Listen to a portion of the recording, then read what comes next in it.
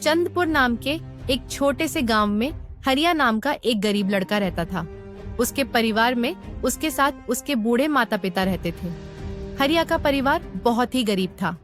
उनके पास ना तो कोई जमीन थी, न ही खाने के लिए कोई साधन। हरिया दिन भर मजदूरी करता और उससे जो कुछ भी कमा पाता उसी से अपने पूरे परिवार का पेट भरता। यह देखकर हरिया के माता पिता बहुत दुखी होते। हमारे पास ना घर है और ना ही अपनी कोई जमीन। हमारा बेटा दिन भर दूसरों के खेतों में मजदूरी करता है और उसके बदले भी उसे बहुत कम पैसे मिलते हैं। हम दोनों अपने बेटे पर बोझ बन रहे हैं। परेशान मत हो कुंती, हमारा बेटा बहुत मेहनती है, भगवान सब देख रहा है। हरिया ने कभी किसी के साथ गलत नहीं किया, वह ईमानदारी से मेहनत करता है। उसने बचपन से बहुत परेशानियां देखी हैं, पर उसने कभी हार नहीं मानी। एक दिन हमारा बेटा भी बहुत धन कमाएगा और उसकी सारी परेशानियां दूर हो जाएंगी। हरिया हमेशा सोचता था कि आज भले ही उसकी किस्मत उसका साथ न दे रही हो, पर उसे यकीन था अगर वह मेहनत करता रहेगा तो एक दिन उसका भाग्य भी बदलेगा और उसकी सारी परेशानियां खत्म हो जाएंगी। एक दिन हरिया लालाराम जमींदार के खेत में काम कर रहा था। लालाराम पास के एक पेड़ के नीचे बैठा था। सोहन अपने काम में लगा हुआ था। तभी उसने देखा कि लालाराम बहुत ही उदास है और गहरी चिंता में डूबा हुआ है। लालाराम को उदास देख हरिया तुरंत उसके पास गया और बोला, क्या हुआ मालिक? आप बहुत उदास लग रहे हैं। मुझे ऐसा लग रहा है जैसे आप किसी गहरी चिंता में हैं। कुछ हुआ है? मुझे बताइए, क्या पता मैं आपकी कोई सहायता कर सकूं। सोहन की बात सुनकर लालाराम को गुस्सा आ गया और वह गुस्से में सोहन से बोला, अरे तू मेरी क्या सहायता करेगा? तू खुद अपनी सहायता कर सकता है क्या? अगर तू किसी की सहायता करने के काबिल होता तो क्या तुझे 2 वक्त के खाने के लिए आज मेरी जमीन पर काम करने की जरूरत पड़ती? चल यहाँ से जा, अपना काम कर और मुझे परेशान मत कर। सेठ जी, ऐसा नहीं है। यह सब वक्त वक्त की बात है, सब किस्मत का खेल है। लेकिन इंसान को अपनी मेहनत पर विश्वास रखना चाहिए। आज भले ही किस्मत मेरे पक्ष में ना हो, लेकिन अगर मैं ईमानदारी और लगन से मेहनत करता रहूंगा तो किस्मत भी एक दिन मेरी तरफ झुक जाएगी। मेहनत और धैर्य से तकदीर के दरवाजे खुलने में देर हो सकती है, लेकिन मेहनत कभी बेकार नहीं जाती। हरिया की बात सुनकर लालाराम बहुत प्रसन्न हुआ। अरे हरिया, तेरे विचार तो बहुत अच्छे हैं। तेरी बातें सुनकर मन को एक सुकून सा मिला है। इतनी परेशानियों में भी तू अपनी जिंदगी खुश होकर काट रहा है। सेठ जी, ये सब मेरे पिता की सीख है। जब भी मैं किसी चीज के लिए अपने पिता से जिद करता था तो वे हमेशा मुझे यही समझाते थे, बेटा हमारे पास इतना धन नहीं है कि मैं तेरी हर इच्छा पूरी कर सकूं, लेकिन एक बात हमेशा याद रखना, जिंदगी भी मौसम की तरह होती है। कभी यह धूप की तरह खुशियों से भरी होती है, कभी ठंड की तरह कठिनाइयां लाती है और कभी बारिश की तरह परेशानियां आती हैं। लेकिन जैसे हर मौसम बीत जाता है, वैसे ही जिंदगी के मुश्किल हालात भी गुजर जाते हैं। बस धैर्य और हिम्मत बनाए रखना जरूरी है, क्योंकि एक दिन सब कुछ ठीक हो ही जाता है। अरे वाह, लगता है तेरे पिता बहुत ही नेक इंसान हैं। किसी दिन मैं भी उनसे जरूर मिलूंगा। मालिक, क्या हुआ है? आप एक बार मुझे साफ साफ बताइए। क्या पता आपकी परेशानी का कोई हल मिल ही जाए। अरे हरिया, मैं एक बहुत बड़ी परेशानी में फंस गया हूँ। मुझे अपनी परेशानी का कोई भी हल नजर नहीं आ रहा है। सेठ जी, एक बार मुझे बताइए तो, क्या पता आपकी परेशानी का कोई हल निकल ही जाए। हरिया, हमारे गांव में मेरे पिता की एक पुश्तैनी जमीन थी जो काफी पीढ़ियों से हमारे पास थी। उस पर मेरा और मेरे भाई का हक है, लेकिन हमारे गांव के ही 2 बाप बेटों ने उस पर कब्जा कर लिया है। मैं पुलिस थाने में केस दर्ज कराने की सोच रहा था, लेकिन गांव के बहुत बड़े बड़े लोग उनके साथ हैं। मैं कितनी भी कोशिश कर लूं, लेकिन मैं उन लोगों का कुछ नहीं बिगाड़ पाऊंगा। अब तो उन लोगों ने उस जमीन पर खेती भी शुरू कर दी। मेरे पिता की पुश्तैनी जमीन मेरे हाथों से छीनी जा रही है, इसलिए मैं बहुत परेशान हूं। मुझे समझ नहीं आ रहा मैं अब क्या करूं। आप सही कह रहे हैं सेठ जी। अगर आप कानून का सहारा लेकर भी अपनी जमीन को वापस लेने की कोशिश करेंगे तो भी आप उनका कुछ नहीं कर पाएंगे। हाँ हरिया, अब तू ही बता, मैं अब क्या करूं? मैं तो सोच सोच कर परेशान हो गया हूं। मेरी पुश्तैनी जमीन छीनी जा रही है और मैं कुछ भी नहीं कर पा रहा। हरिया ने कुछ देर सोचा और कहा, मालिक, आप चिंता मत कीजिए। हर परेशानी का कोई ना कोई हल जरूर होता है। अगर आप चाहें तो एक तरीका है जिससे आप अपनी जमीन वापस पा सकते हैं। अगर ऐसा कोई तरीका है तो जल्दी बताओ हरिया। वह क्या तरीका है? हरिया ने लालाराम को अपनी सारी तरकीब पूरी तरह समझा दी। तरकीब सुनकर लालाराम हैरान रह गया और हरिया से कहने लगा, अरे वाह हरिया, तू तो बहुत समझदार है। तूने तो बहुत अच्छी तरकीब बताई है। ऐसे तो मेरी जमीन मुझे जरूर मिल जाएगी। मैं तुझसे वादा करता हूँ, अगर तेरी यह योजना सफल हुई तो मैं अपनी जमीन का एक हिस्सा तेरे नाम कर दूंगा। अरे मालिक, आप ऐसा क्यों कह रहे हैं? आप मेरे मालिक हैं। आपकी वजह से मुझे अपने घर के लिए 2 वक्त का खाना मिल जाता है। आपकी मदद करना तो मेरा फर्ज है। मुझे आपकी जमीन नहीं चाहिए। ठीक है हरिया, तुम बहुत नेक इंसान हो। कल से तुम इस काम पर लग जाओ। हरिया फिर से खेत में अपने काम पर लग जाता है। अगले दिन हरिया रामू और विनोद नाम के उन बाप बेटों के पास पहुंच जाता है जिन्होंने लालाराम की जमीन पर कब्जा कर रखा था। नमस्कार सेठ जी, मैं यहाँ से गुजर रहा था तो पास के लोगों ने बताया कि आपके यहाँ काम के लिए मजदूर की जरूरत है। क्या आपके यहाँ मुझे भी कोई काम मिल सकता है? अरे अरे, कौन हो तुम? तुमसे किसने कह दिया कि यहाँ मजदूर की जरूरत है? यहाँ किसी मजदूर की जरूरत नहीं है। सेठ जी, मैं एक मजदूर हूँ, पास के गांव में रहता हूँ। काम की तलाश में इधर उधर भटक रहा हूँ। हर दिन कहीं ना कहीं काम मिल जाता है, बस उसी से अपना पेट पालता हूँ। कभी खेती कर लेता हूँ तो कभी कोई मजदूरी। ये तो ठीक है, पर हमारे यहाँ फिलहाल कोई काम नहीं है। सेठ जी, मैंने तो सुना है कि आप लोग इस गांव के सबसे बड़े जमींदार हैं। आपके पास बहुत सारी जमीन है, इसलिए आपके यहाँ हमेशा मजदूरों की जरूरत रहती है। इसी वजह से मुझे लगा कि यहाँ मुझे कोई ना कोई काम जरूर मिल जाएगा। अरे भाई, मैंने कहा ना, यहाँ किसी भी मजदूर की जरूरत नहीं है। इसका मतलब लालाराम सेठ आपके बारे में सही कह रहे थे। लालाराम ने हमारे बारे में क्या कहा? अरे कुछ नहीं सेठ जी, चलिए तो मैं चलता हूँ। आपके यहाँ तो कोई काम नहीं है, मैं अपने लिए कहीं और कोई काम देख लेता हूँ। हरिया वहाँ से जाने लगता है। तभी रामू और विनोद उसे रोक लेते हैं। अरे भाई, इधर आओ, शायद तुम्हारे लिए हमारे पास एक काम है। हरिया तुरंत उनके पास चला गया और बोला, धन्यवाद सेठ जी, बताइए क्या काम है? आप जो भी काम बोलेंगे मैं हर काम करने के लिए तैयार हूँ। आखिर बूढ़े माँ बाप का पेट पालना है। अरे सब्र रखो, काम तो हम तुम्हें बता ही देंगे। पहले यह बताओ कि लालाराम हमारे बारे में क्या कह रहा था? सेठ जी, मैं पहले लालाराम सेठ के यहाँ काम करता था, पर वह बहुत ही कंजूस और बदतमीज आदमी है। मैं वहां दिन रात मेहनत करता था, लेकिन इतनी मेहनत करने के बाद भी वह मेरी सही मजदूरी नहीं देता था। इसी बात पर कल मेरी उससे बहस हो गई थी। फिर क्या हुआ? लालाराम ने हमारे बारे में क्या कहा? जब मेरी सेठ लालाराम से बहस हो रही थी, तब उसने मुझसे कहा कि पूरे गांव में उससे ज्यादा मजदूरी कोई नहीं देता। तो मैंने गुस्से में कह दिया कि गांव के सबसे बड़े जमींदार रामू सेठ और विनोद सेठ सबसे अच्छी मजदूरी देते हैं, इसलिए उनके यहाँ हमेशा काम करने वालों की भीड़ रहती है। हाँ भाई, बिल्कुल सही कहा था।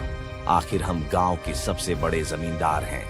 हमारा फर्ज है कि जो भी मजदूर हमारे यहाँ काम करता है उसे उसकी मेहनत के हिसाब से सही मजदूरी मिले। वाह सेठ जी, आपने बहुत अच्छी बात कही। लालाराम सेठ कभी भी आपकी बराबरी नहीं कर सकता। वह तो शायद आपके जितना भी नहीं सोच सकता। रामू और विनोद हरिया की चापलूसी से भरी बातों में आ जाते हैं और उसे अपने यहाँ काम पर रख लेते हैं। चलो अब काम की बात करते हैं। तुम एक अच्छे इंसान लगते हो। हमें अपने खेत पर काम करने के लिए तुम्हारे जैसे ही एक मजदूर की जरूरत है। कल से ही काम पर आ जाना।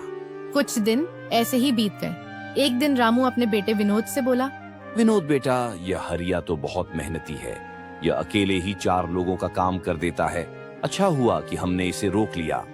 हाँ पिताजी, आप सही कह रहे हो। हरिया बहुत मेहनती है। इसके जितना काम शायद ही कोई और करता होगा। ये पूरा दिन यहाँ काम पर अकेला लगा रहता है। हरिया ने रामू और विनोद का दिल जीत लिया। कुछ दिन और बीत गए। एक शाम रामू और विनोद अपने खेतों का दौरा कर रहे थे। जब वे अपने खेत पर पहुंचे तो देखा कि हरिया इतनी देर तक भी काम कर रहा था। हरिया भाई, अब तो रात होने वाली है। तुम इतनी देर तक काम क्यों कर रहे हो? अब घर जाओ और आराम कर लो। सेठ जी, हमारी किस्मत में आराम कहाँ? घर पर बूढ़े माँ बाप हैं। अगर काम नहीं करूंगा तो उनके लिए 2 वक्त का खाना कहाँ से जुटा पाऊंगा? घर पर बैठकर आराम करने से अच्छा है कि मैं काम करूं। इस तरह मेरा मन भी लगा रहता है। तुम बहुत मेहनती हो हरिया। आज का काम यहीं छोड़ दो और घर जाकर आराम करो। नहीं सेठ जी, इसकी कोई जरूरत नहीं है। मैं काम करने में ही खुश हूँ। आप लोग जाइए, मैं ठीक हूँ। ठीक है हरिया, फिर हम जाते हैं। जब तुम्हारा मन करे काम खत्म करके अपने घर चले जाना। इसके बाद रामू और विनोद खेत को हरिया के भरोसे छोड़कर चले गए। अगली सुबह जब विनोद और रामू अपने खेत पर लौटे तो देखा कि वहाँ पुलिस खड़ी है। पुलिस को देखकर दोनों दौड़ते हुए आए और पूछा, क्या हुआ थानेदार साहब, आप यहाँ क्या कर रहे हैं? क्या यह जमीन तुम दोनों की है? हाँ थानेदार साहब, यह जमीन हमारी है। हमारे पास इसके कागजात भी हैं। फिर तो तुम दोनों को ले जाकर जेल में डालना ही पड़ेगा। ये क्या कह रहे हैं थानेदार साहब, हम कुछ समझे नहीं। आप क्या कहना चाह रहे हैं? अभी तुम दोनों बहुत अच्छे से समझ जाओगे। वह देखो, तुम्हारी जमीन से क्या निकला है। थानेदार के कहते ही दोनों बाप बेटे जब पलटकर देखते हैं तो वहाँ उनकी जमीन में एक लाश दबी हुई थी जिसमें सिर्फ कंकाल बचा था। यह देखकर दोनों बाप बेटे डर जाते हैं। थानेदार साहब, ये किसकी लाश है और ये हमारे खेत में कहाँ से आ गई? अब बहाने मत बनाओ। पहले लोगों को मारो, फिर उन्हें अपनी जमीन में गाड़ दो। और अब कह रहे हो कि यह क्या है? थानेदार साहब, हम इस लाश के बारे में कुछ नहीं जानते। हमें नहीं पता ये लाश किसकी है और इसे यहाँ कौन गाड़ कर चला गया। अब झूठ मत बोलो। अगर फांसी नहीं हुई तो कम से कम तुम दोनों को उम्र कैद की सजा तो जरूर मिलेगी। फांसी और उम्र कैद की बात सुनकर दोनों बाप बेटे डर गए और थानेदार के सामने गिड़गिड़ाने लगे। नहीं थानेदार साहब, हमें नहीं पता कि ये सब क्या है। ये लाश यहाँ कैसे आई, हमें कुछ नहीं पता। इस मामले से बचने के लिए दोनों ने कुछ तरकीब सोचनी शुरू की।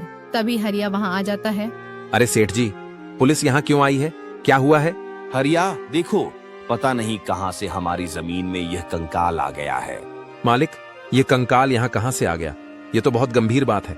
हाँ हरिया, पता नहीं यह कंकाल यहाँ कहाँ से आया है और थानेदार साहब को लगता है कि इसे हमने मारकर यहाँ गाड़ा है।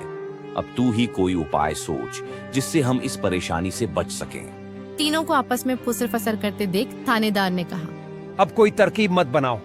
तुम दोनों बाप बेटों में से कोई एक तो जरूर जेल जाएगा। अब तुम ही तय करो, जेल कौन जाएगा? थानेदार साहब, थोड़ा सा समय दीजिए, हम तय कर लेते हैं कि जेल कौन जाएगा। मैं बस 5 मिनट देता हूँ, जल्दी से फैसला करो, कौन जाएगा जेल? हरिया, रामू और विनोद थोड़ी दूरी पर जाकर धीरे धीरे फुसफुसाने लगे। देखो मालिक, दोनों के फंसने से अच्छा है कि कोई एक फंसे। अब सोचिए, कौन जाएगा? हम दोनों में से कोई भी जेल नहीं जाना चाहता। हरिया भाई, कोई उपाय सोचो जिससे हम दोनों इस मुसीबत से बच सकें। मालिक, एक बात कहूं? इस कंकाल को देखकर ऐसा लगता है कि इसे काफी महीने पहले जमीन में दबाया गया होगा। रामू फांसी की बात सुनकर पहले ही डर गया था और हरिया की बात सुनते ही उसने फटाफट पूरी कहानी हरिया को बता दी। क्या क्या कहा मालिक? आपने ये जमीन हड़पी थी? मुझे कुछ समझ नहीं आ रहा, जरा साफ साफ बताइए। रामू ने जमीन हड़पने की पूरी कहानी हरिया को बताई। पूरी कहानी सुनने के बाद हरिया ने कहा, मालिक, मेरे पास एक तरकीब है जिससे सांप भी मर जाएगा और लाठी भी नहीं टूटेगी। जल्दी बताओ हरिया भाई, क्या तरकीब है? एक काम कीजिए मालिक, आप सबसे पहले जाकर थानेदार को बताइए कि यह जमीन सेठ लाला राम की है। आप उनसे बोलिए कि हमने तो कुछ महीने पहले ही यह जमीन बस काम करने के लिए उनसे ली थी। बाकी का काम मैं संभाल लूंगा। अरे हरिया, लेकिन इससे तो हमारी जमीन हमसे छिन जाएगी, फिर क्या होगा? नहीं मालिक, शायद आप मेरी तरकीब समझ नहीं पाए। जब आप थानेदार को बताएंगे कि यह जमीन सेठ लाला राम की है तो पुलिस किसे गिरफ्तार करेगी? सेठ लाला राम को। और जब लाला राम जेल चला जाएगा तब आप लोग फिर से जमीन पर कब्जा कर सकते हैं। इससे आप लोग भी जेल जाने से बच जाओगे और जमीन भी आपके ही पास रहेगी। वाह हरिया भाई, तुम तो बहुत होशियार हो। आज तक तुमने हमें अपने काम से खुश किया था, अब तुम्हारी बुद्धि हमारी जान भी बचाएगी। इसके बाद तीनों थानेदार के पास गए और हरिया ने जो कुछ कहा था वही बात दोनों बाप बेटे थानेदार से कहने लगे। अच्छा, जब खुद फंस गए हो तो अब किसी और को फंसाकर अपनी जान बचाना चाहते हो? नहीं साहब, अगर आपको हमारी बात पर यकीन नहीं हो रहा तो आप हरिया से पूछ लीजिए। वह हमारे साथ बस कुछ दिनों से ही काम कर रहा है। इससे पहले वह सेठ लाला राम के यहाँ काम करता था। बोलो हरिया, ये जमीन किसकी है? थानेदार साहब, ये जमीन सेठ लाला राम की है। रामू सेठ और विनोद सेठ ने तो बस कुछ समय से इस जमीन पर खेती कराना शुरू किया है। मैं कैसे मान लूं कि यह जमीन लालाराम की है? हमारे यहाँ के थानेदार तो कह रहे थे कि इस जमीन पर कोई केस चल रहा है और इस पर तुम्हारा कब्जा था, और अब तुम कह रहे हो कि यह जमीन लालाराम की है। सेठ लालाराम को बुलाने के लिए कहो। हरिया, तुम एक काम करो, जाओ और सेठ लालाराम को बुला कर लाओ। हरिया तुरंत जाकर सेठ लालाराम को बुला लाता है, परंतु लालाराम अपने साथ गांव के सरपंच को भी ले आता है। यहाँ क्या हो रहा है? यहाँ इतने लोग क्यों जमा हैं? देखिए सरपंच जी, इन दोनों की जमीन से एक कंकाल निकला है और अब ये लोग कह रहे हैं कि यह जमीन इनकी नहीं है बल्कि सेठ लालाराम की है। थानेदार ने सरपंच जी को पूरी कहानी सुना दी। अपने आप को फंसा देख रामू ने सरपंच से कहा, नहीं सरपंच जी, ये जमीन हमारी नहीं है। हम यहाँ बस कुछ समय से काम कर रहे हैं। आप हमारे मजदूर हरिया से पूछ लीजिए। हाँ सरपंच जी, ये जमीन सेठ लालाराम की है। साहब, हमने लालाराम के साथ धोखा किया था। हम बस इस जमीन को हड़पना चाहते थे, लेकिन अब हमें यह जमीन नहीं चाहिए। अगर आप चाहें तो हम केस भी वापस ले लेंगे। थानेदार साहब, आप जाइए, बाकी का काम अब हम संभाल लेंगे। सरपंच के कहने पर थानेदार वहाँ से चला जाता है। फिर सरपंच ने लालाराम से कहा, अब बताओ, यह कंकाल यहाँ कैसे आया? तुमने किसे मारकर यहाँ गाड़ा है? अरे साहब, यह तो नकली कंकाल है। इन दोनों ने मिलकर मेरी जमीन हड़प ली थी, तो मैंने और मोहन ने मिलकर यह तरकीब सोची ताकि इन दोनों से सच निकलवा सकें। लालाराम की बात सुनते ही दोनों बाप बेटे के पैरों तले जमीन खिसक गई। यह हम दोनों की साजिश थी, इन लोगों के मुंह से सच निकलवाने के लिए। हरिया को इस योजना में शामिल देखकर दोनों बाप बेटों को समझ आ गया कि यह सब सेठ लालाराम और हरिया की मिली भगत थी। अब उनके पास अपनी गलती मानने के सिवा कोई चारा नहीं था। हमें माफ कर दीजिए सरपंच जी, हम लालच में आ गए थे। हमें माफ कर दीजिए।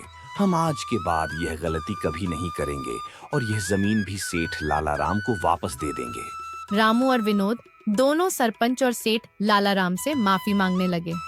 दोनों को इतना गिड़गिड़ाते देख लालाराम ने उन्हें माफ कर दिया। सरपंच ने भी उन्हें जेल नहीं भेजा और सेठ लालाराम ने अपना केस वापस ले लिया। लालाराम के केस वापस लेने के बाद सरपंच जी भी वहाँ से चले जाते हैं। धन्यवाद सेठ लालाराम जी, आपने हमें माफ कर दिया। आज के बाद हम ऐसी गलती कभी नहीं करेंगे। ठीक है रामू, कोई बात नहीं, मैंने तुम्हें माफ किया। बस याद रखना, एक जमीन के टुकड़े के लिए तुम अपनों के साथ कभी गलत मत करना। बुरे समय में तुम्हारे अपने ही तुम्हारे साथ खड़े होंगे। जमीन का क्या है, कभी मेरी तो कभी तुम्हारी।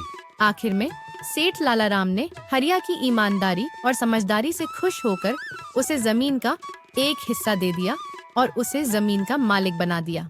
दोस्तों, यदि आपको हमारी यह वीडियो अच्छी लगी है तो प्लीज एक लाइक और आपके अपने चैनल मस्ती मॉरल टून्स को सब्सक्राइब जरूर करें। Thank you.